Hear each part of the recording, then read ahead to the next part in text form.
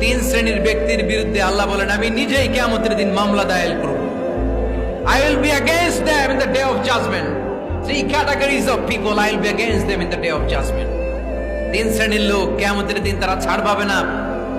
আল্লাহ বলেন আমি নিজেই তাদের বিরুদ্ধে মামলা দায়ের করব। এর মধ্যে এক শ্রেণীর লোক হচ্ছে রাজুলুন ইস্তাআজারা আজিরান ফাস্তাউফা মিনহু ওয়া লাম ইউতি আজরা। একজন শ্রমিক ভাড়া করে তার কাছ থেকে কাজ নিয়েছে কিন্তু তার পারিশ্রমিক আদায় করে নাই। এরকম আছে না নাই? দাপট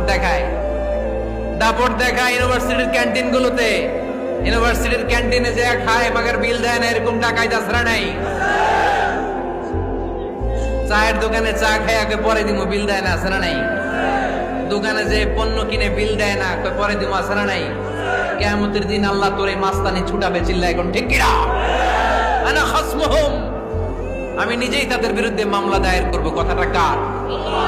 এজন্য বিশ্বনবী বললেন খবরদার, মেহনতি মানুষ, খেটে খাওয়া মানুষ, এদের দোয়া কবুল হয়ে যায়।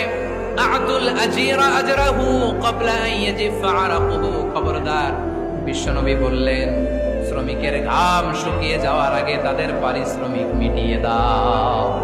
বিশ্বনবীর বিখ্যাত হাদিস, আতুল আজিরা আজরাহু ক্বাবলা আন ইয়াজিফা আরাকুহু। শ্রমিকের ঘাম মাটিতে লাগার আগে, শুকিয়ে যাওয়ার আগে তাদের পারিশ্রমিক মিটিয়ে দাও। কেননা তারা যদি বদদোয়া করে তোমার জীবনকে জাহান্নাম বানিয়ে দিবে কে?